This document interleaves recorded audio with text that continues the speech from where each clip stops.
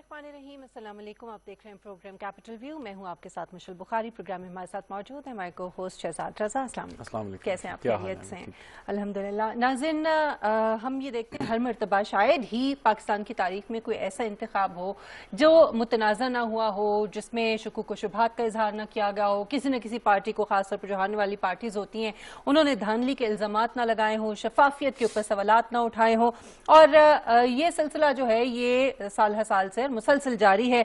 आम इंतखाबात हों, ज़िमनी इंतखाबात हों, हत्ता कि जो सेनेट के इलेक्शंस हैं जहां पर पार्लियामेंटेरियंस को वोट्स देने होते हैं, कास्ट करने होते हैं, वहां पर भी मुख्तलिफ नौयत के जो इल्जामात हैं वो लगाए जाते हैं। हम देख रहे हैं कि इस हुकूमत ने, पाकिस्तान तहरीक इंसाफ की हुकूमत ने भरपूर कोशिश की है कि अपोजिशन के साथ मिलकर जो इलेक्टोरल रिफॉर्म्स की हम हमेशा से बातें सुनते आए हैं, कुछ हुए भी हैं, लेकिन इस मरतबा बड़ी संजीदा कोशिशें जो वो की गई हैं। खासतौर पर सेनेट के इलेक्शन से पहले आपको याद होगा करारदाद भी जो है वो लाई गई पार्लियामेंट के अंदर, लेकिन अपोजिशन ने उसके ऊपर जो है ताउन नहीं किया। एक बार फिर हम ये देख रहे हैं कि बजाते खुद वजीर आजम इमरान खान साहब ने गुज़श्ता रोज जो है वो ट्वीट की और उसमें उन्होंने ये कहा कि अपोजिशन को एक बार फिर मिल बैठने की और मुज़ाकरात और बातचीत करने की दावत दी। और उसमें उन्होंने कहा कि जो ईवीएम मॉडल मौजूद हैं हमारे पास उनमें से इंतखाब किया जाए और इलेक्ट्रॉनिक जो वोटिंग मशीन्स हैं और टेक्नोलॉजी है उसका इस्तेमाल किया जाए और जरा इन मामलात को बेहतर बनाया जाए, जो शुकूक व शुबहात है उसको खत्म करने की कोशिश की जाए।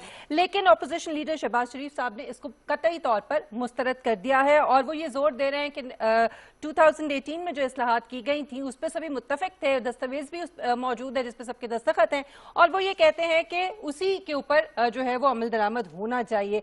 लेकिन फिर सवाल ये उठता है कि अगर ऐसा है और वो उस पर मुतमईन है, वो बड़ा इत्मीनान बख्श है, वो जो रिफॉर्म्स हुए थे, तो फिर इस वक्त जो NA 249 कराची में जो अभी ज़िमनी इलेक्शन हुआ उस पे PMLN खुद इस कदर एतराज कर रही है और चोर चोर के नारे जो हैं वो लगाए जा रहे हैं पीपल्स पार्टी के हवाले से। बात करेंगे हम इसी हवाले से, लेकिन आपको मैं ये भी बताती चलूं कि अभी हालिया इंतखाब के हवाले से जो NA 249 कराची में हुआ, free and fair election network फाफिन की तरफ से एक रिपोर्ट जो है वो जारी की गई है जिसके मुताबिक वोटर्स का जो टर्न आउट है वो 6 से लेकर 21% रहा। शहजाद, जो इसमें रिपोर्ट में चीज़ें सामने आई हैं उनमें इन्होंने ये बताया फाफिन ने कि आम इंतखाबात में जो टर्न आउट है वो 40% जो है वो था, लेकिन इस मरतबा काफ़ी कम रहा, 6 से लेकर 21% तक।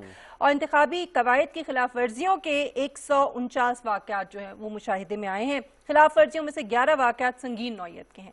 सो ये चीज़ें उनकी तरफ से सामने आई हैं। हम कोशिश करें कि उनसे बात करें ताकि ये जान सकें कि मज़ीद उनकी ऑब्जर्वेशन क्या है। जी, मेरे ख्याल में इस वक्त हमारे साथ मौजूद हैं, साथ वहीं से बात कर लेते हैं। जी, मुदस्सिर रिजवी साहब हमारे साथ मौजूद हैं, CEO फाफिन। बहुत शुक्रिया रिजवी साहब आपके वक्त के लिए। रिजवी साहब, चूंकि मैं आपकी रिपोर्ट जो है वो देख रही थी और मैंने यहाँ पे कुछ उसमें फिगर्स जो है वो कोट भी किए हैं, लेकिन मैं आपसे चाहूंगी कि अगर आप खुद जो आपकी ऑब्जर्वेशन है आपके इदारे की, अगर आप थोड़ी सी वजाहत कर दें और फिर हम जो वजूहात हैं उसका भी अहाता करेंगे, खासतौर पे जो अभी हालिया इंतखाबात हुए हैं, ज़िमनी इंतखाबात कराची के अंदर, उसको सामने रखते हुए, या उससे पहले भी 10 का और फिर सनत के इंतखाबात। देखिए, 249 का जो अभी बाई इलेक्शन हुआ है उसकी रिपोर्ट जो हमने तकरीबन 112 पोलिंग स्टेशन ऑब्जर्व किए, जो जिसकी बुनियाद पे इब्तदाई रिपोर्ट निकाली गई, उसमें हमने कहा कि 1.3 के करीब on an average violation report हुई इस बाई इलेक्शन में और मुख्तलिफ नौयत की थी। उसमें से 50 के करीब 50 के लगभग ऑब्जर्वेशन जो थी पोलिंग स्टेशन के बाहर थी, जो कैंप से मुतालिक थी, यानी इलेक्शन लॉ के मुताबिक पॉलिटिकल पार्टीज कैंपेनिंग, कैनवेसिंग और कैंप्स नहीं लगा सकती पोलिंग स्टेशन के बाहर, लेकिन वो हमारे ऑब्जर्वर ने रिपोर्ट किए और ये वायलेशन उमूमन इलेक्शंस में होती है, उसको रोका नहीं जा सका है। लेकिन जो पोलिंग स्टेशंस के अंदर वायलेशंस हुई हैं क्योंकि हमारी ऑब्जर्वेशन मेथोडोलॉजी जब हम कहते हैं क्वालिटी, वो ड्रॉ करती है उस प्रोसीजर, उस लॉ से जिसके मुताबिक इलेक्शन होने चाहिए। वो इंतहाई छोटी चीजें भी, छोटे स्टेप्स होते हैं इलेक्शन के। मिसाल के तौर पे पोलिंग एजेंट पे लाजमी है कि वो वोटर का नाम लाजमी पुकारे ताकि पोलिंग ऑफिसर जो इलेक्शन का ऑफिशियल वहां बैठा होता है, जब भी कोई वोटर आए वोट डालने, जोर से नाम पुकारना चाहिए ताकि पोलिंग एजेंट जो पार्टियों के बैठे हैं उसका नाम स्ट्राइक ऑफ कर ले कि मुदस्सिर रिजवी बिलफर्ज आया है तो उसका वोट डल गया है। इस किस्म की वायलेशन जो होती हैं या इरेगुलरिटीज होती हैं, उन सबको डॉक्यूमेंट किया जाता है। उसके बाद कहा जाता है कि इलेक्शन की क्वालिटी बेहतर है या ठीक नहीं है। تو یہ الیکشن کی جو وائلیشن اس قسم کی آئی وہ 1.3 آن این ایوریج ہوئی which was relatively better as compared to, مثال کے طور پہ یہی الیکشن جو گجرانوالہ میں بائی الیکشن ہوا تو اس میں 2.25 کے قریب آن این ایوریج کی بات کر رہا ہوں وائلیشنز ہوئی. ہمارے خیال میں الیکشن کی جو پوری ایکسرسائز تھی یعنی ووٹنگ اور کاؤنٹنگ پروسیس دونوں کی کوالٹی اس ضوابط کے مطابق ہوئی جو الیکشن کمیشن نے دیے گئے تھے, اور وائلیشن اتنی زیادہ اس تعداد میں نہیں ہوئی جو کچھ پچھلے بائی الیکشن میں ہوئی تھیں. سب سے اچھا بائی الیکشن مثال کے طور پہ عمر کوٹ میں ہوا تھا, وہاں پہ وائلیشن بہت کم تھی, ایک بہت اچھا لیگل پروسیس ہوا تھا.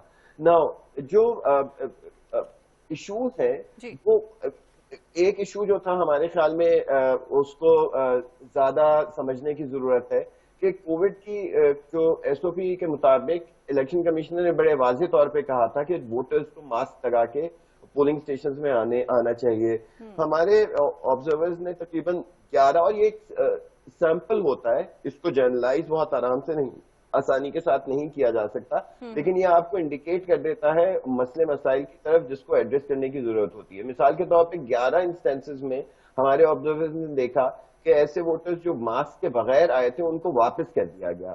اب یہ نہ پولنگ نہ جو پارٹیز تھے انہوں نے کوئی انتظام کیا تھا, نہ الیکشن کمیشن کی شاید ذمہ داریوں میں شامل تھا کہ انتظام کیا جاتا کہ ووٹرز ماسک کے بغیر آ رہے ہیں تو ان کو وہ ماسک کی پروویژن وہاں ہو جائے تاکہ وہ ووٹ ڈال سکیں.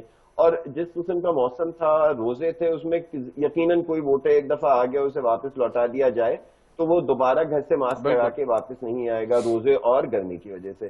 تو اس قسم کے اگر ہمارے آبزرورز نے 11 نوٹ کی ہوں اور لو ٹرن آؤٹ الیکشن ہے, مارجن آف وکٹری بہت تھوڑے ہیں, آپ نے دیکھا ہوگا جیتنے اور ہارنے والے کا بہت کم ہے, کچھ 100 کا فرق ہے, اور باقی کینڈیڈیٹس کا بھی آپس میں بہت زیادہ فرق نہیں ہے.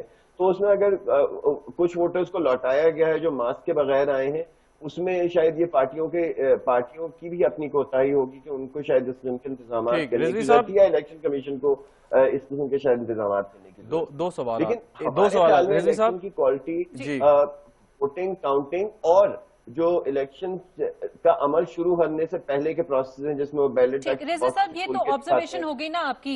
شہزاد آپ سے پوچھنا چاہ رہے ہیں, تھوڑا آگے بڑھتے ہیں. جی شہزاد. 2 سوالات. ایک تو یہ کہ جو الیکشن کمیشن کا یہ فیصلہ ہے ری کاؤنٹنگ کا, آپ کے خیال میں یہ درست ہے جو آپ بتا رہے ہیں کہ ٹرن آؤٹ کم تھا اور ری کاؤنٹ؟ دونوں سوال سن لیجئے. دوسرا سوال یہ کہ جو الیکٹرانک ووٹنگ مشین کا آج کل جو ڈیبیٹ چل رہی ہے, آپ کے خیال میں اگر اگلے عام انتخابات میں یا اس سے پہلے کسی بھی ضمنی میں ای وی ایم جو ہے اس کو امپلیمنٹ کر دیا جائے تو کیا فرق ہوگا, کیا مختلف ہوگا پیپر بیلٹ کے مقابلے میں؟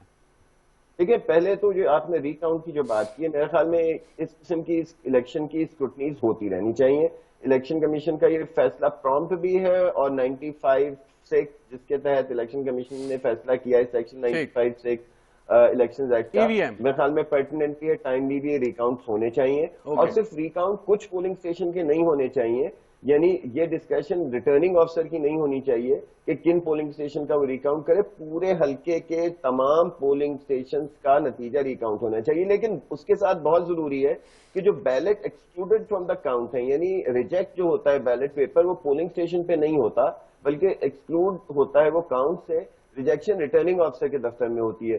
ان کی اسکروٹنی بہت ضروری ہے, کیونکہ اگر مارجن آف وکٹری سے زیادہ ریجیکٹڈ بیلٹس ہوں تو ریجیکٹڈ بیلٹ کو اسکروٹ کے وہ ریجیکٹ ٹھیک ہوئے ہیں کہ نہیں. مجھے اگر آدھا سیکنڈ اور دیں میں آپ کو یہ بات سمجھا دوں, کیونکہ یہ ریجیکٹڈ بیلٹ جو ہیں کسی پولنگ اسٹیشن میں اگر ایک خاص پارٹی کو ڈالے گئے ہیں اور وہ ایکسکلوڈ فرام دا کاؤنٹ ہو گئے اور اس وجہ سے ہوئے ہیں کہ اس کے پیچھے اسسٹنٹ پریزائڈنگ آفیسر کی مہر یا سگنیچر نہیں ہے, اس میں پیٹرن نظر آ سکتا ہے کہ کوئی یہ جان کر کے, کیونکہ یہ مجھے الیکٹرانک مشین پتا چل جاتا ہے کیونکہ لوگ اپنی ٹوپی بھی لگاتے ہیں, کوئی نشان بھی انہوں نے پارٹیوں کا لگایا ہوتا ہے کہ کسی پارٹی کا ووٹر جان کر کے تو افیکٹ نہیں کیا جا رہا. لیکن یہ اچھا فیصلہ ہے. جی, electronic machine, electronic voting machine بالکل ایسے ہی ہے کہ مرض کی تشخیص کیے بغیر ہم مریض کو دوا دیتے ہیں. ہمارے خیال میں الیکشن کے مسئلے الیکٹرانک مشین سے حل ہونے والے نہیں ہیں. شاید مستقبل میں کوئی 10, 20, 25 سال جب ہماری جمہوریت چل جائے تو کچھ ٹیکنالوجی اس لیول پہ لے کر آئی جا سکتی ہے. ہمارے خیال میں پیپر بیلٹ میں کوئی مسئلہ نہیں ہے, مسئلہ اس کی اپلیکیشن میں ہے. مسئلہ جو افسران پولنگ اسٹیشن پہ ہوتے ہیں, حلقوں میں ہوتے ہیں, اور ایک بہت یہ 7-7.5 لاکھ لوگوں کی بات ہو رہی ہے جو الیکشن ڈیوٹی پہ جنرل الیکشن میں ہوتے ہیں, ان کی نیتوں پر ہوتے ہیں. اس کو مشین سے نہیں حل کیا جا سکتا. مشین کو بھی مسئلہ یا یہ دھاندلی کے مسائل یہ باقی دنیا میں بھی بہرحال سامنے تو آتے ہیں، لیکن وہاں پر ایک مروجہ جو سسٹم ہے، ظاہر ہے جیسے جیسے ایڈوانسمنٹ آ رہی ہے ٹیکنالوجی کے اندر تو وہاں پر بھی ٹیکنالوجی کا استعمال ہو رہا ہے. آپ اپنے زیادہ دور نہ بھی جائیں، پڑوسی ملک بھارت کو ہی دیکھ لیں.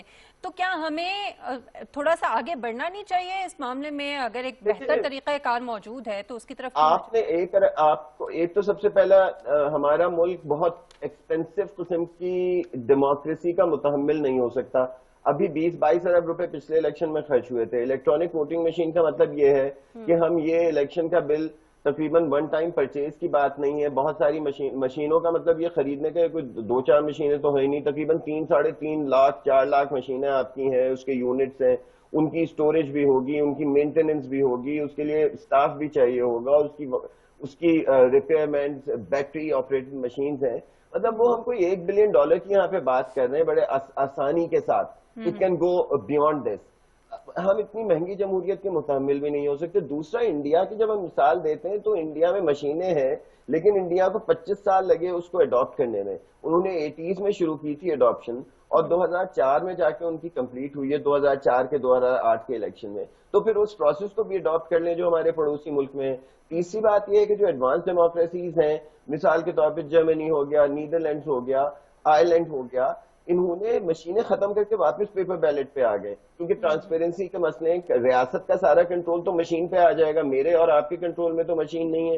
فلپینز میں ایک الیکشن ہوا تھا، وہاں پہ مشینیں استعمال کر رہے ہیں.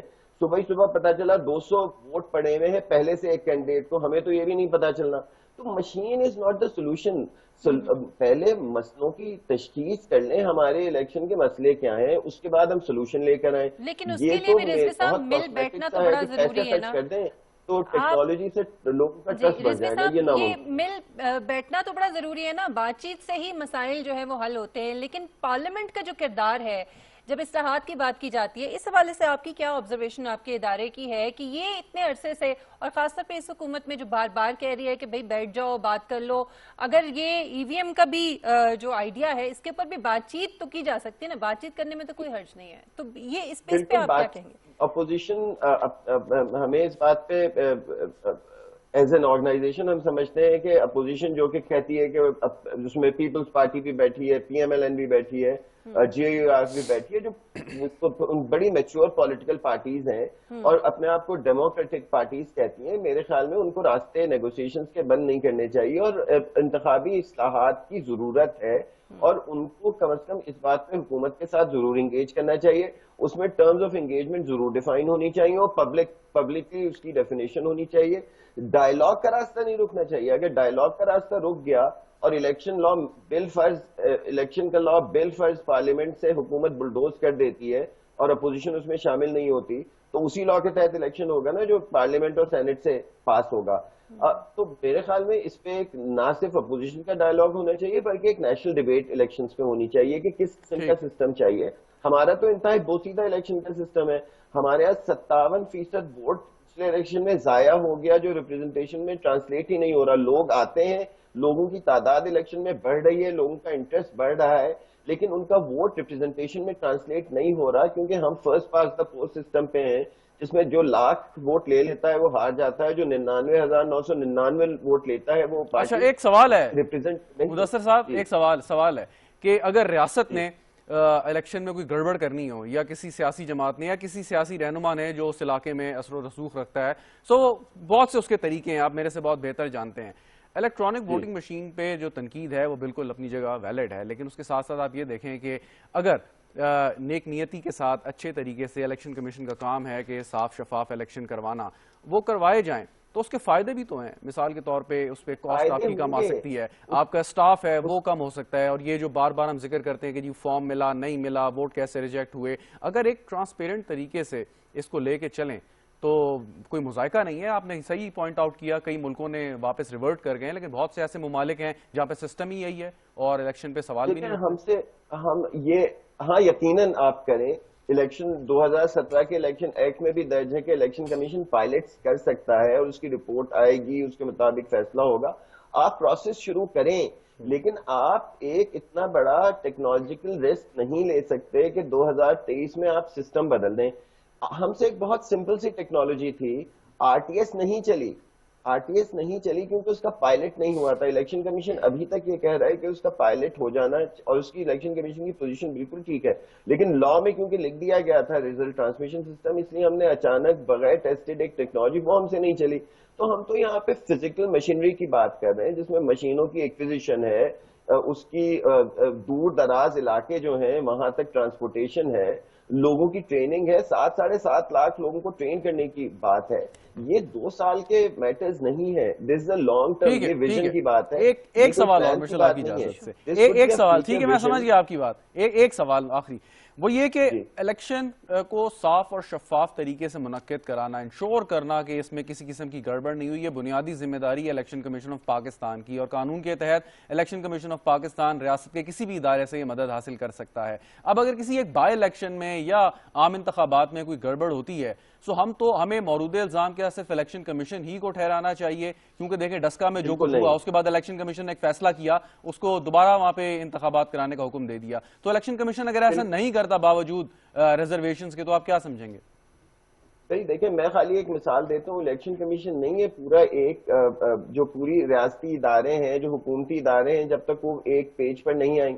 ایک میں مثال دے رہا ہوں, 1.25 کروڑ عورتیں پاکستان میں رجسٹرڈ ووٹر نہیں ہیں, اور یہ بہت بڑا ایشو ہے. آپ کی ووٹرز رجسٹری تو نہیں پوری ہوگی نا الیکٹرانک ووٹنگ مشین سے. 1.25 کروڑ عورتیں رجسٹرڈ نہیں ہیں. الیکشن کمیشن پچھلے 3 سال سے کیمپین چلا رہا ہے, اور یہ وہ عورتیں جن کے پاس شناختی کارڈ نہیں ہے. بھئی ریاست کو چاہیے ہے, گورنمنٹ کو چاہیے ریسورسز پرووائڈ کرے تاکہ یہ عورتوں کو شناختی کارڈ ملے, register who as a voter. Election commission تو شناختی کارڈ نہیں دے گا. الیکشن کمیشن نے ایک بھرپور دن رات, کیونکہ ہم کیمپین کو بڑی قریب سے دیکھ رہے ہیں, الیکشن کمیشن سر اب تو شناختی کارڈ مفت بن جاتا ہے, لیکن شناختی کارڈ پھر بھی نہیں, شناختی کارڈ تو مفت بن جاتا ہے. اگر کوئی خاتون نہ بنوانا چاہیں یہ ایک علیحدہ بحث ہے. ہاں تو ان کو آپ چھوڑ دیں گے, 1.25 کروڑ عورتوں کو آپ اپنی ڈس انفرینچائز رکھیں گے کیونکہ وہ ووٹ نہیں بنوانا چاہ رہی, اور یہ کنڈیشن میں نے لگائی ہے, پارلیمنٹ نے, میں اس لیے کہہ رہا ہوں کہ ہماری پارلیمنٹ نے لگائی ہے کہ شناختی کارڈ ہونا چاہیے. اب اگر کنڈیشن لگا دی ہے, پھر ہم ان کو, اس کا مطلب ہے کہ کوئی اور کنڈیشن لگا دیں کہ یہ بھی ہونا چاہیے, تو پھر آدھے لوگ آپ کے ڈس انفرینچائز ہو جائیں گے. تو پھر یہ قانون سازی کر لیں کہ ووٹ ڈالنا لازمی قرار دے دیں, جو ووٹ نہیں ڈالے گا اس کے لیے کوئی سزا تجویز کریں. مطلب یہ بنیادی ایشوز ہیں, یہ ای وی ایم سے ٹھیک ہونے والے نہیں ہیں. الیکشن کوئی بھی ہو, چاہے جرنلسٹ کی باڈیز کیوں, سب سے پہلا کوئسچن آتا ہے کہ آپ کی ووٹرز لسٹ مکمل ہے. اگر ووٹرز لسٹ مکمل نہیں ہوتی تو ہم کہتے ہیں الیکشن ٹھیک نہیں ہو رہے, گڑبڑ ہو گئی ہے. پہلے اپنی ووٹرز لسٹ تو مکمل کر لیں. 1.25 کروڑ عورتوں کی بات نہیں ہے, یقیناً ایسے مرد بھی ہیں جو رجسٹر نہیں ہیں, ان کو فرنچائز, ان کو رجسٹر کرنے کی ضرورت ہے. آپ اپنے حلقوں کے سائز دیکھیں, کہیں پہ آپ نے 2.5 لاکھ کی پاپولیشن پہ حلقہ بنایا ہوا ہے, کہیں آپ نے بنو میں مثال کے طور پہ 12 لاکھ کی پاپولیشن پہ حلقہ بنایا ہوا ہے. کیوں بنو میں لوگوں کے سٹیزن شپ رائٹس کم ہیں کہ وہاں پہ 12 لاکھ لوگ ایک ریپرزینٹیو کو الیکٹ کر رہے ہیں, اور بلوچستان کے ایک حلقے میں 2.5 لاکھ کر رہے ہیں, یا وزیرستان میں کم لوگ وہاں پر ہیں. اپنے حلقوں کی تعداد آپ برابر کریں, اپنی ریپرزینٹیٹیونیس کو. یعنی آپ یہ کہہ رہے ہیں رضی صاحب کہ ای وی ایم ٹیکنالوجی یا ان چیزوں کی طرف جانے سے پہلے جو بنیادی چیزیں ہیں, جو بنیادی فلاز ہیں, میرے خیال میں ان کو درست کرنے کی ضرورت ہے. جی, الیکشن اتنا مہنگا ہو گیا ہے کہ خالی الیکشن کی نامینیشن فی جتنی آپ 40,000 روپے دیتے ہیں, وہ تقریباً 70-80% پاکستانیوں کی 80% پاکستانیوں کی منتھلی انکم سے زیادہ ان کی فیس ہے. تو آپ الیکشن کم بنائیں. جو 40 لاکھ روپے آپ خرچ کرنے کی لمٹ آپ نے ڈال دی ہے, وہ تو سوچ ہی نہیں سکتا مڈل کلاس کا. آپ انکلوسیو بنائیں الیکشن کو. اس کے لیے ضروری ہے نا کہ بیٹھ کے بات چیت ہوگی تو پھر اس کے بعد ہی کچھ ہوگا. بہت شکریہ مدثر رضوی صاحب آپ کے وقت کے لیے. اور ناظرین, یہ اتنا امپورٹنٹ یہ معاملہ اور مسئلہ ہے کہ جس کے اوپر اس طرح سے یہ کہہ دینا کہ مشین حل نہیں ہے, ٹیکنالوجی حل نہیں ہے, اور بات چیت کے دروازے بند کر دینا, یہ میرے خیال میں افسوسناک ہے. اگر حکومت دعوت دے رہی ہے, جس کو بار بار یہ کہا جاتا تھا کہ حکومت کو فلیکسیبلٹی شو کرنی چاہیے, اب ہم دیکھ رہے ہیں کہ وزیر اعظم خود کہہ رہے ہیں, خود انہوں نے ٹویٹ کی ہے, اور اس سے پہلے بھی حکومت کی طرف سے بار بار اپوزیشن سے مطالبہ کیا جاتا رہا کہ مل بیٹھیں اور اپنی سفارشات دیں اور کوئی حل نکالیں. اس کا ہم امید کرتے ہیں کہ اپوزیشن بھی تھوڑی سی فلیکسیبل ہوگی اور بات چیت کے جو دروازے ہیں وہ کھولے جائیں گے. ناظرین, یہاں پر ایک بریک لیتے ہیں, بریک کے بعد ہم واپس آئیں گے. تو بات کریں گے یورپی پارلیمنٹ میں ایک قرارداد منظور کی گئی ہے جس میں جو جنرلائز اسکیم آف پریفرنسز ہے جی ایس پی پلس، جو کچھ سہولیات دیتی ہے ڈیولپنگ کنٹریز کو جس میں خاص طور پہ پاکستان بھی شامل ہے، اس کے حوالے سے، اس کو ختم کرنے کے حوالے سے اس پہ بات کریں گے. ہمارے ساتھ رہیے گا.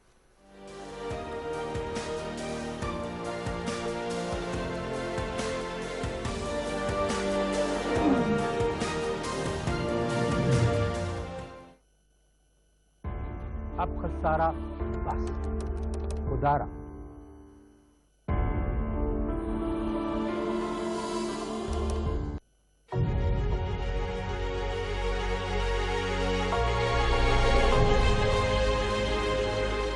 بیماری کے علامات ظاہر ہونے میں کتنا وقت لگتا ہے؟ کورونا کی علامات کم سے کم 2 دن اور زیادہ سے زیادہ 14 دن میں ظاہر ہوتی ہیں. ایسے لوگ جو وبائی علاقوں سے واپس آ رہے ہیں انہیں 14 دن تک قرنطینہ میں رہنا چاہیے. کورونا وبا ہے، احتیاط جس کی شفا ہے.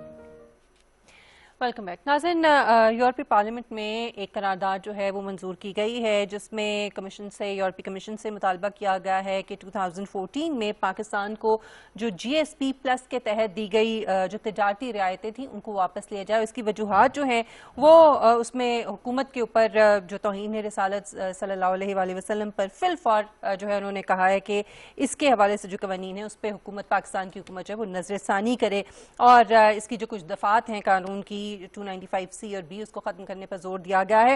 افسوس کی بات یہ ہے کہ یہ قرارداد جو ہے یہ ایک طرح سے پاکستان کے ساتھ جو تجارت کے معاملات ہیں اس کو اسلاموفوبیا کے ساتھ جوڑا جا رہا ہے. سو اسی حوالے سے ہم گفتگو کریں گے آج پروگرام میں، اور ہمیں جوائن کیا ہے اس وقت ترجمان دفتر خارجہ زاہد حفیظ چودھری صاحب ہمارے ساتھ موجود ہیں.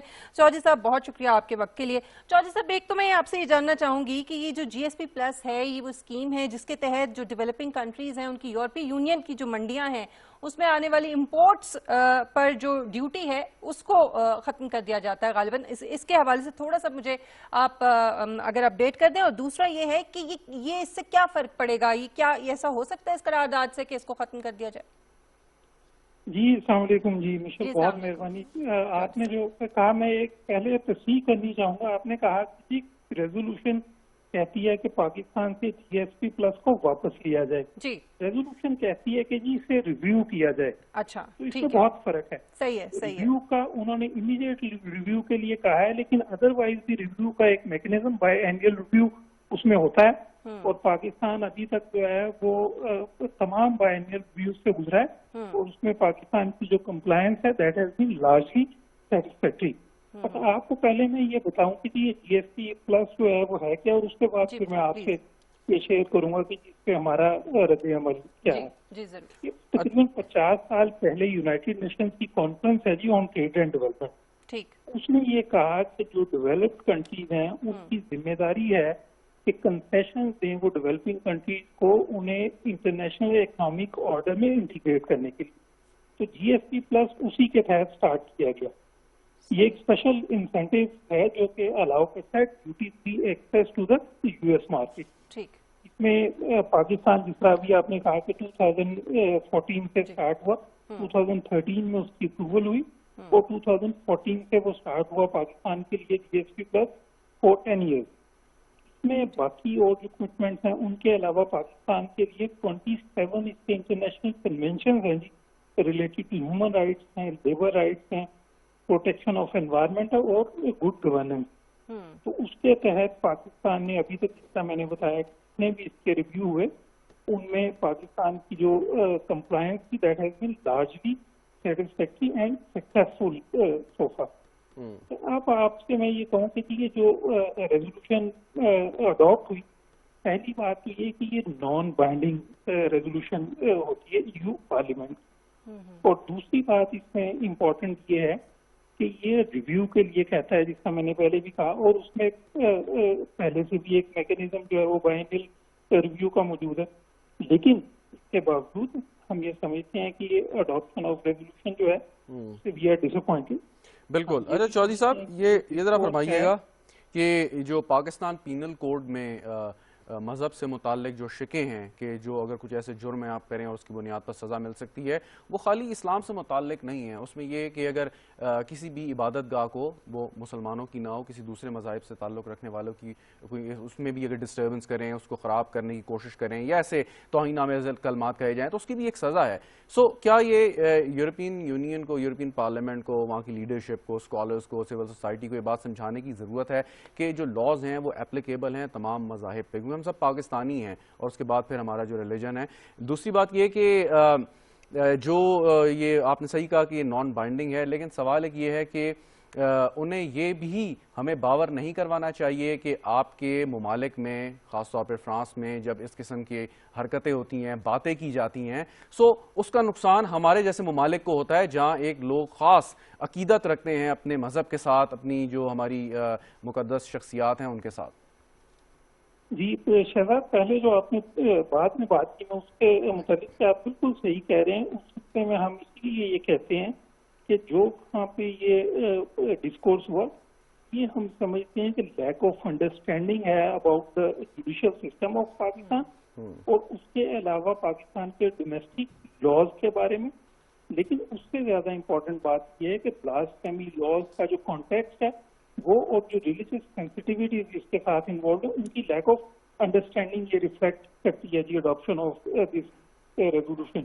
پاکستان کی آپ نے جو بات کی جی اس میں ڈس انفارمیشن، یس ہم یہ سمجھتے ہیں کہ جس طرح EU ڈس انفو لیب کی رپورٹ آئی اس میں بھی بالکل کلیئرلی ایکسپوز ہوئی کہ پاکستان کے بارے میں ایک منفی پروپیگنڈا جو کیا جاتا ہے، اس میں بہت ساری ڈس انفارمیشن پھیلائی جاتی ہے پاکستان کے مختلف قوانین کے متعلق، پاکستان کے مختلف فریم ورکس جو لیگل فریم ورکس ہیں ان کے بارے میں.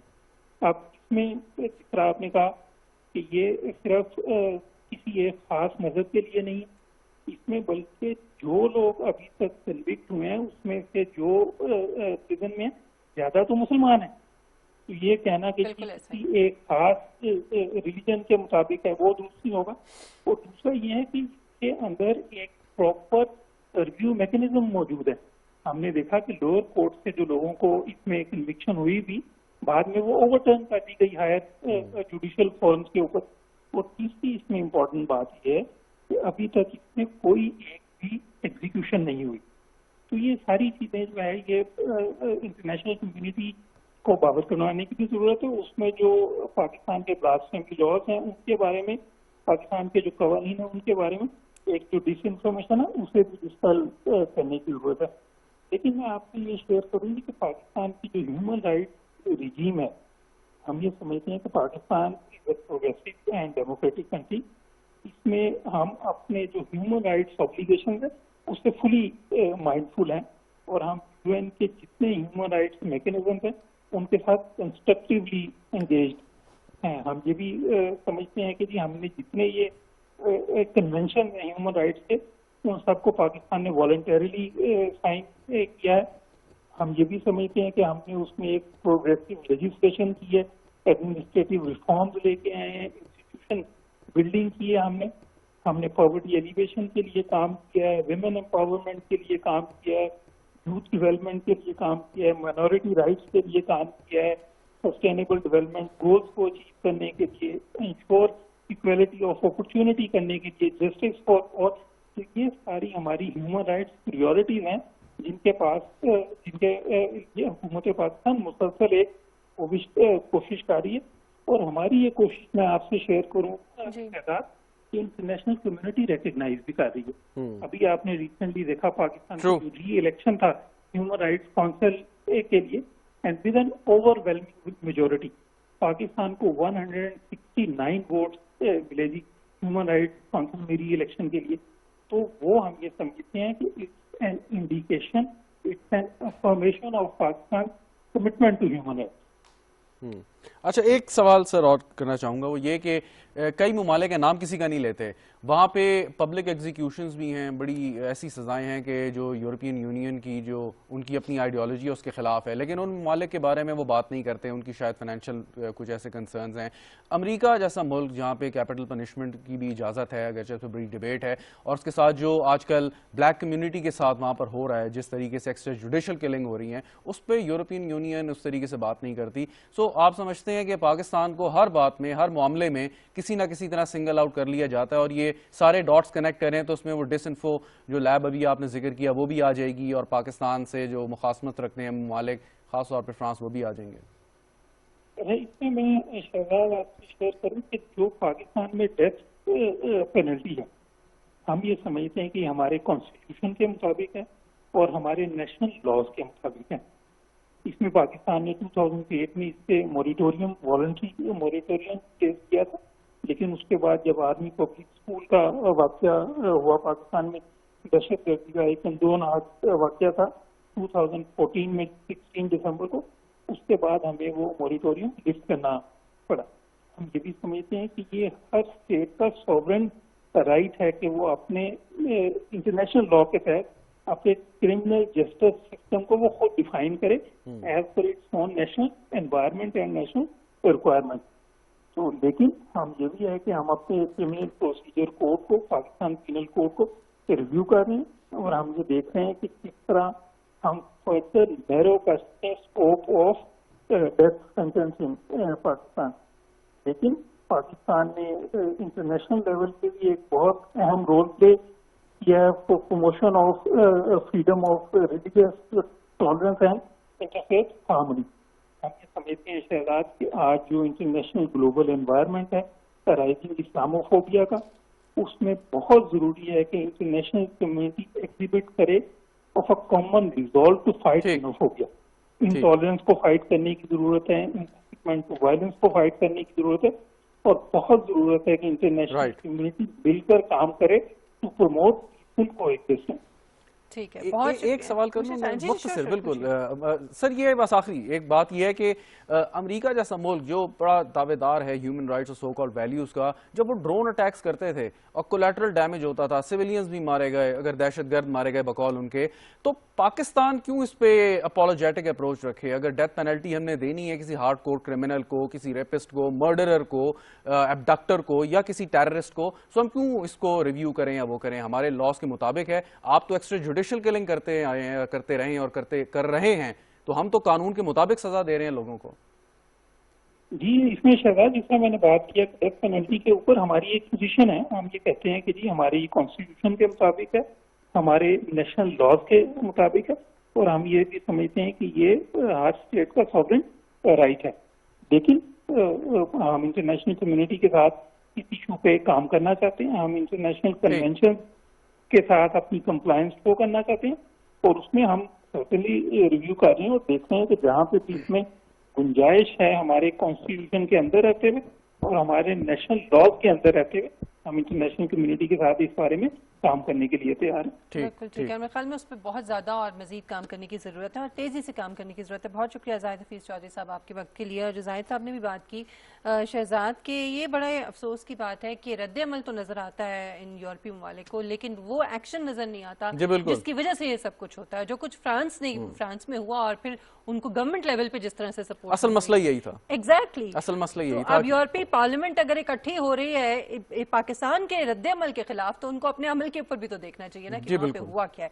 सो इसके लिए जो 1/3 पॉपुलेशन है दुनिया की, जो मुसलमान है और जो इस्लामिक कंट्रीज हैं, मेरे ख्याल में उनको मिल बैठना होगा और उनको इसके ऊपर से कोई मुत्तफिका लाएमल जो है वो तय करना होगा। और खासतौर पर वज़ीर आज़म इमरान खान साहब ने जो तरीक़ाकार बताया है कि हमें एहसास दिलाना होगा यूरोपीय ममालिक को और पूरी दुनिया को कि किस तरीके से इस्लामोफोबिया का वो शिकार है और किस तरीके से प्रोपिगेट किया जाता है और किस तरह से ये जो तौहीन रिसालत के मामलात हैं, नाउज़ुबिल्लाह, ये इस किस्म की चीजें जो हैं वो सामने आती हैं और इनको रोकने की जरूरत है। नाज़रीन, एक ब्रेक लेते हैं, ब्रेक के बाद वापस आएंगे तो बात करेंगे कोविड-19 की। हमारे साथ रहिएगा।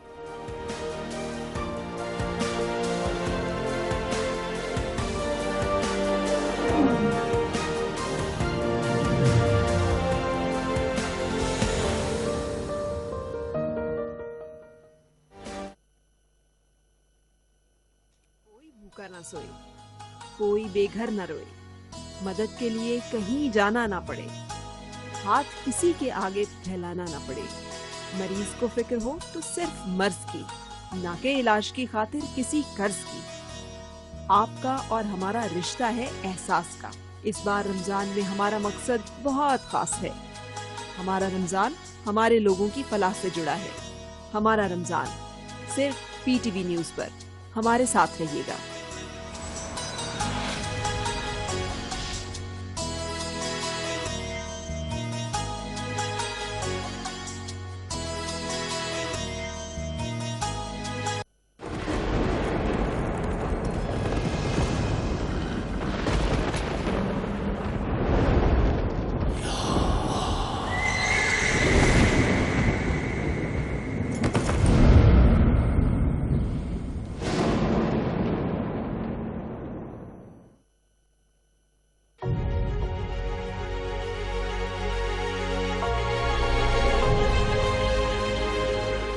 सबसे ज्यादा खतरे की जद में कौन है?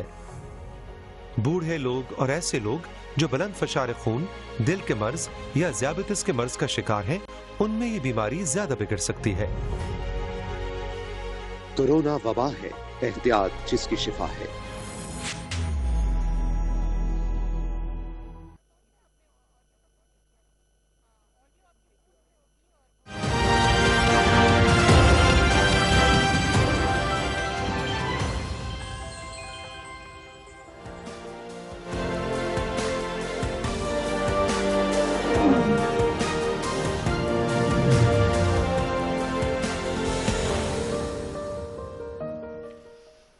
Welcome back. नाज़रीन, मुल्क में कोरोना वायरस के जो वार हैं वो उनका मुसलसल सिलसिला जारी है और मज़ीद 113 अफराद गुज़श्ता 24 घंटों के दौरान जो हैं वो अपनी जान से चले गए हैं कोविड-19 की वजह से।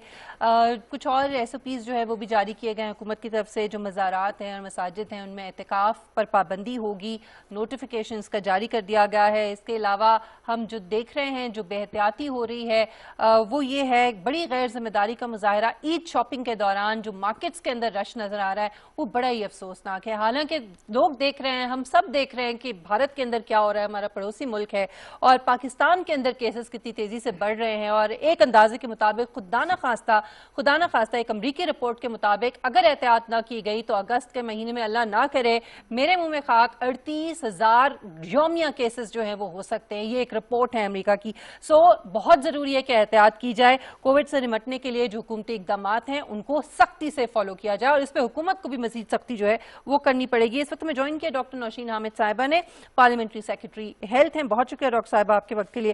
डॉक्टर साहिबा, जिस किस्म की बातें की जा रही हैं, रिपोर्ट सामने आ रही हैं, वो बड़ी ही तशवीशनाक हैं। और फिर डिफरेंट वेरिएंट्स जो इस वक्त, पहले कराची में जो अफ्रीकन और ब्राजीलियन वेरिएंट्स हैं वो सामने आए, डिटेक्ट हुए, फिर इस्लामाबाद में हो चुके हैं। लेकिन लोग क्यों समझ नहीं रहे हैं अभी तक? तो अगर नहीं समझेंगे लोग तो क्या फिर कोई हुकूमत को समझाना पड़ेगा कुछ मुख्तलिफ तरीके से? क्या इस पे कुछ गौर हो रहा है डॉक्टर साहबा? जी, बिस्मिल्लाहिर्रहमानिर्रहीम। देखिए जी, बिल्कुल इस वक्त सिचुएशन जो है वो बहुत सीरियस है और जो हमने फर्स्ट वेव एक्सपीरियंस की थी उससे बहुत ज्यादा जो है इस वक्त हम लोग सीरियस कंडीशन में हैं, क्योंकि पहली वेव के दरमियान मैक्सिमम जो क्रिटिकल पेशेंट थे जिनको ऑक्सीजन की जरूरत पड़ती थी वो एक दिन में 3400 थे मैक्सिमम नंबर। और अब हम अभी से जो है वो हम 5000 को क्रॉस कर चुके हैं। तो 53-5400 के करीब इस वक्त पेशेंट्स हमारे क्रिटिकल हैं और जिस तरह मैं बात कर रही हूँ शायद इससे भी ज्यादा नंबर अब हो चुके हो और जो इस वक्त जिनको ऑक्सीजन की जरूरत है और जो क्रिटिकल कंसिडर हो रहे हैं। डॉक्टर साहब, टेस्ट भी तो उतने नहीं हो रहे हैं ना, कई लोग तो टेस्ट करा ही नहीं रहे हैं। सो जो फिगर सामने आ रहे हैं उससे तो बहरहाल ज्यादा ही केसेस होंगे। जी, जो मैं हॉस्पिटलाइज्ड पेशेंट्स की बात कर रही हूँ, जाहिर है जिसको ऑक्सीजन की जरूरत पड़ जाती है और जो क्रिटिकल होते हैं वो तो फिर इवेंचुअली हॉस्पिटल पहुंचते ही हैं। सही, तो मैं ये क्रिटिकल पेशेंट्स की बात कर रही हूँ। तो ये हमें शो कर रहा है कि अभी हम उस पीक को जो कि हमने पिछली ईद के बाद देखी थी उसको हम अभी से क्रॉस कर चुके हैं। और पिछली ईद के बाद जो पीक आई थी वो जाहिर है ये आखिरी अशरा रमजान का जो था, इसके अंदर जो मुख्तलिफ एक्टिविटीज थी, शॉपिंग थी और जो लोगों का ईद पे मेल जोल था, उसकी वजह से फर्स्ट वेव की पीक आई थी। और अब हम अभी वो सारा वक्त आना है और उससे पहले ही हम उससे बहुत आगे निकल चुके हैं। اور میں سمجھتی ہوں کہ اب تو شاید کوئی گھر ایسا نہیں بچا جس کا کوئی عزیز یا رشتہ دار یا قریبی دوست جو ہے وہ کورونا کا شکار ہو کے موت کے منہ میں نہیں گیا. اب اس وقت سچویشن ایسی ہے, اور پھر بھی اگر لوگ اس کو سیریسلی نہیں لے رہے تو میں اب اس میں کیا کہہ سکتی ہوں کہ بہت افسوسناک حالت ہے. پر اب یہ ہے کہ حکومت ہر آنے والے دن کے ساتھ جو SOPs ہیں اس کی امپلیمنٹیشن کو زیادہ اسٹرانگ کر رہی ہے اور زیادہ اسٹرکٹ میجرز لیے جا رہے ہیں.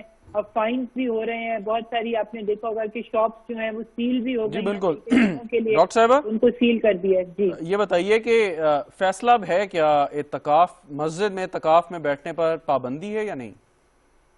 جی دیکھیں ابھی SOPs کے ساتھ جو تراویحوں کی اجازت دی گئی تھی اس حد تک تو ہے, مگر ظاہر ہے کہ جو گیدرنگز ہیں اور کلوز اسپیسز کے اندر بیٹھنا جو ہے وہ کسی طرح سے بھی اس وقت ریکمینڈڈ نہیں ہے. میں اسپیسیفکلی اعتکاف کی بات کر رہا ہوں کہ کیا پابندی لگائی ہے یا نہیں لگائی؟ دیکھیں اس کے اوپر غور ہو رہا ہے, تو وہ انشاءاللہ تعالیٰ 2-1 دنوں میں جو ہے وہ یہ بالکل انڈر کنسیڈریشن ہے. یہ چیزیں 2-1 دنوں میں انشاءاللہ تعالیٰ واضح احکامات. لیکن میں نے اس لیے آپ سے سوال کیا کہ اسلام آباد کی انتظامیہ نے ایک نوٹیفیکیشن جاری کیا اور اس کے مطابق انہوں نے SOPs جاری کر دی کہ آپ اگر اعتکاف میں مسجد میں بیٹھنا چاہتے ہیں تو 2 میٹر کے فاصلے کے ساتھ آپ کریں, صفائی کریں, اس طرح کی چیزیں. سو اگر NCOC نے یا وفاقی حکومت نے فیصلہ بھی نہیں کیا تو آپ کے خیال میں مناسب تھا اسلام آباد انتظامیہ کے لیے یہ اس قسم کی جو ہدایت نامہ جاری کرنا؟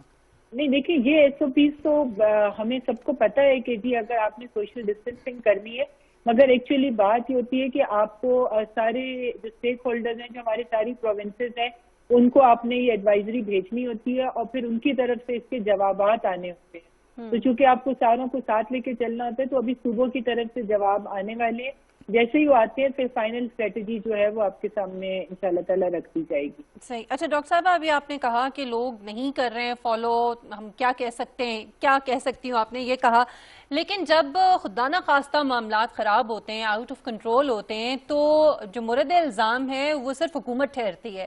ساری کی ساری ذمہ داری جو ہے حکومت پہ ڈال دی جاتی ہے. اب آپ بھارت کی مثال لے لیجئے, وہاں پہ تو خیر نیگلیجنس بھی بہت تھی حکومت کی طرف سے, لیکن اب جو بھی کچھ ہو رہا ہے لوگ بھی الزام حکومت کو دے رہے ہیں, ساری دنیا بھی الزام جو ہے وہ ان کی حکومت کو دے رہی ہے. سو بہرحال کرنا تو حکومت نہیں ہے. تو آپ نہیں سمجھتی کہ ابھی سے اس سے بھی کہیں زیادہ سخت جو انتظامات کے علاوہ جرمانے اور سزائیں اب اس پہ آ جانا چاہیے جس پہ ابھی تک حکومت نہیں آئی ہے؟ نہیں, میرا خیال ہے کہ اب دیکھیں جب فوج بلا لی جاتی ہے تو اس سے بڑا اور کیا اقدام ہوتے ہیں اور کیا حکومت کی سیریسنس جو ہوتی ہے کہ فوج جو ہے وہ ظاہر اس وقت آتی ہے جب کوئی بہت بڑا نیشنل ڈیزاسٹر ہوتا ہے, کوئی بہت بڑی جو سچویشن ہوتی ہے ایمرجنسی کی, اس میں فوج کو بلایا جاتا ہے. تو اگر لوکل انتظامیہ کی مدد کے لیے فوج کال کر لی گئی ہے اور آج سڑکوں کے اوپر ہمارے فوجی بھائی موجود ہیں, وہ گشت بھی کر رہے ہیں, وہ مختلف جگہوں پہ چھاپے بھی مار رہے ہیں, اور میں نے خود دیکھا ہے پرسنلی کہ لوگ جو ہیں وہ فوج کی جس طرف بھی گاڑی آتے دیکھتے ہیں وہاں پہ فوراً جو ہے ایک میسج دور دور تک چلا جاتا ہے کہ جی فوج آ گئی ہے. تو یہ ابھی تو لوگ وہ اس کو ڈر کے بارے کریں, مگر آنے والے دنوں میں ان کی عادت بن جائے گی, ان کو پتہ چل جائے گا کہ اب فوج آ گئی ہے. تو فوج کا بلانا ہی اس چیز کی طرف انڈیکیشن ہے کہ ایک بہت سیریس سچویشن اس وقت ہے. مگر آنے والے دنوں میں آپ دیکھیں گے کہ جس طرح 8 سے 16 مئی تک ہر چیز بند کر دی گئی ہے. عید کے دنوں میں لوگ سیاحتی مقامات پہ رش کرتے تھے پچھلے سال, اس کی وجہ سے بھی بہت زیادہ کورونا پھیلا تھا ہمارے پہاڑی علاقوں میں. تو اس وقت بالکل اس طرف جانے والی تمام سڑکیں جو ہیں وہ بند کر دی جائیں گی, اور عید کے دنوں میں کسی کو بھی جو ہے مری ہو گیا, سوات ہو گیا, یا جو دوسرے ہمارے سیاحتی مقامات ہیں وہاں پر جانے والے تمام راستے بند ہوں گے, لوگوں کو وہاں نہیں جانے دیا جائے گا. عید کے اوپر بہت زیادہ اسٹرکٹ میجرز ہوں گے لوگوں کو گھروں سے نکلنے کے لیے, اشد ضرورت کے بغیر جو ہے کسی کو گھر سے نہیں نکلنے دیا جائے گا. اور یہ مارکیٹس اور یہ ساری چیزیں جو ہیں ان کے اوپر اور ٹرانسپورٹ کے اوپر یہ ساری بہت اسٹرکٹ اقدامات جو ہیں وہ لیے بھی جا رہے ہیں اور مزید بھی لینے جانے لگے ہیں. 8 مئی کے بعد آپ دیکھیں گے کہ ساری چیزوں کے اوپر بہت زیادہ سختی ہو جائے گی, اور بہت زیادہ امپلیمنٹیشن کے ساتھ ساتھ اقدامات مزید جو ہیں ان کا دائرہ کار بڑھا ہے. تو 8 مئی کے بعد یعنی کسی قسم کی کاروباری سرگرمیاں بھی آپ سمجھتی ہیں کہ نہیں ہوں گی اور اس پابندی کے تحت, سوائے ان چیزوں کے جیسے میڈیکل سٹورز یا پیٹرول پمپس وغیرہ, باقی سارا کچھ پورا پاکستان بند ہوگا؟ جی دیکھیں جو فوڈ کی سپلائی ہے اس کو تو آپ کو جاری رکھنا پڑے گا, اس کے علاوہ یہ لوگوں تک جو ہے جی اس کے علاوہ جو باقی مارکیٹس اور باقی تمام چیزیں ہیں ڈیفینیٹلی ان کو بند کرنا پڑے گا, اور لوگوں کو اسی طرح سے ڈسکریج کریں گے کہ وہ گھر سے نہ نکلیں. صحیح. اچھا ڈاکٹر صاحبہ، جو ویریئنٹس کی میں نے بات کی ہے، کراچی کے بعد، سندھ کے بعد، اسلام آباد میں بھی برازیلین اور افریقن جو ویریئنٹس ہیں وہ ڈیٹیکٹ ہوئے ہیں، تو اس کے حوالے سے آپ کچھ اپڈیٹ ہمیں دے سکتی ہیں کہ اس کی کیا صورتحال ہے اور اس کو مزید اسپریڈ ہونے سے بچانے کے لیے اس وقت کیا اقدامات کیے جا رہے ہیں؟ دیکھیں بالکل یہ وائرس جو ہے اس کا یہ نیچر ہوتا ہے کہ یہ میوٹیٹ کرتا رہتا ہے، یہ اپنی شکل بدلتا رہتا ہے، اور ڈفرینٹ علاقوں میں ظاہر ہے کہ ڈفرینٹ اس کو موسم ملتے ہیں، ڈفرینٹ قسم کی امیونٹیز لوگوں کے وہاں پر ہوتی ہیں، تو اس کے حساب سے وہ اپنا فارم چینج کرتا رہتا ہے. تو بالکل اس وقت کراچی میں جس طرح سے انہوں نے بتایا تھا کل ہیلتھ منسٹر نے کہ وہاں پہ یہ 2 قسم کے ویریئنٹ کی پریزنس جو ہے وہ ملی ہے. اسلام آباد میں بھی ٹیسٹ ہو رہے ہیں اور یہ ویریئنٹ جو ہے ان کی پریزنس اس کے لیے اب آپ نے دیکھا ہوگا کہ آج NCOC نے جو تازہ ہدایات ایشو کی ہیں اس کے اندر جو افغان بارڈر ہے اس کے اوپر اسکروٹنی کو زیادہ سخت کیا جانے لگا ہے. وہاں کراس کرنے والوں کو جو ہے ان کے کرونا ٹیسٹ جو ریپڈ اینٹیجن ٹیسٹ ہے وہ کیا جائے گا، اور اگر کسی پاکستانی شہری کا پازیٹیو آئے گا تو اس کو گھر جانے کی اجازت نہیں ہوگی بلکہ اس کو قریبی کوارنٹین سینٹر جو ہے وہاں شفٹ کریں گے، اور اگر کسی افغان شہری کا پازیٹیو آئے گا تو اس کو واپس بھیجا جائے گا، اس کو بارڈر کراس کرنے کی اجازت نہیں دی جائے گی. اسی طرح فلائٹس بھی آپ نے دیکھی ہیں کہ بالکل 20% کر دی ہیں، اور وہ بھی جب ایئرپورٹ پر لوگ لینڈ کریں گے تو ان کا بھی وہاں پہ ریپڈ اینٹیجن ٹیسٹ ہوگا، اور اس کے بعد ہونے کے بعد یہ سوال ہم بار بار کر رہے ہیں، اور پچھلے پروگرام میں بھی ہم نے اپنے ایکسپرٹ سے بات کی تھی. کوشچن اس کے برطانیہ نے ایک فیصلہ کیا، ٹیسٹ نیگیٹو آئے، پازیٹیو آئے، آپ نے 14-15 دن کوارنٹین میں گزارنے ہیں. تو اب اگر کوئی پیشنٹ یا کوئی ایسا شخص آتا ہے کہ جس میں ٹیسٹ میں ڈیٹیکٹ نہیں ہوتا کہ یہ کووڈ-19 کا پیشنٹ ہے، یا اس کے بعد اس میں سمٹمز آتے ہیں، ایسی مثالیں ہمارے سامنے ہیں، تو کیا یہ ضروری نہیں ہے کہ کوئی شخص بھی پاکستان آ رہا ہو، چاہے وہ پاکستانی ہے یا کسی اور ملک سے تعلق ہے، وہ لازمی ہو کہ وہ 14-15 دن جو ہے وہ کوارنٹین میں رہے اور پھر اس کو مین لینڈ پاکستان میں آنے کی اجازت دی جائے؟ آسٹریلیا کی مثال دوں گا، جنہوں نے بڑی سخت سزائیں اپنے شہریوں پر انہوں نے عائد کر دی ہیں کہ اگر بھارت سے اگر کوئی آئے گا تو اس کو سزا ہو جائے گی. دیکھیے بھارت سے تو ہم نے ہر قسم کا ٹریفک جو ہے وہ ٹوٹلی بند کر دیا. جی فائن، وہ ٹھیک ہے، پتہ ہے کافی دن پہلے کی. باقی یہ کہ جو آ رہے ہیں، ایک تو میں نے آپ کو بتایا کہ صرف 20% فلائٹ کو جو ہے وہ اجازت دی جا رہی ہے، باقی تمام فلائٹ جو ہیں وہ بند کر دی گئی ہیں. اور اس سے ایک بہت زیادہ فرق پڑے گا کہ جب آپ کا 80% جو فلو ہے وہ بند ہو جائے گا تو اس سے بھی بہت زیادہ فرق پڑے گا. اور ظاہر ہے کہ وہ ایئرپورٹ پہ ٹیسٹ ہونے کے بعد پھر وہ ہمارے پاس ان کا ڈیٹا آ جاتا ہے جو لوگ بھی پاکستان میں آتے ہیں، اور ان سے پھر جو ہیلتھ منسٹری ہے وہ کانٹیکٹ میں رہتی ہے اور ان کو ریگولر فونز جاتے رہتے ہیں. اگر اس میں کسی میں کوئی سمٹم ڈیولپ ہوتا ہے تو پھر وہ فوری طور پہ اس کو ٹیسٹ کر لیا جائے. بالکل ٹھیک. بہت شکریہ ڈاکٹر نوشین حامد صاحبہ آپ کے وقت کے لیے. اور شہزاد، اس میں جہاں ہر انڈیویجول کی ذمہ داری ہے، میری، آپ کی، سب دیکھنے والوں کی، تمام پاکستانیوں کی، تمام شہریوں کی، وہیں پر اینڈ پہ جو ذمہ داری آتی ہے وہ حکومت کے اوپر ہی آتی ہے. خدا نہ خواستہ اللہ نہ کرے کہ کوئی زیادہ سنگین صورتحال ہوتی ہے تو پھر حکومت ذمہ دار ٹھہرائی جائے گی. میں یہ سمجھتی ہوں کہ کر بھی رہی ہے حکومت انتظامات اور اقدامات، لیکن شاید مزید ضرورت ہے سخت اقدامات کرنے کی.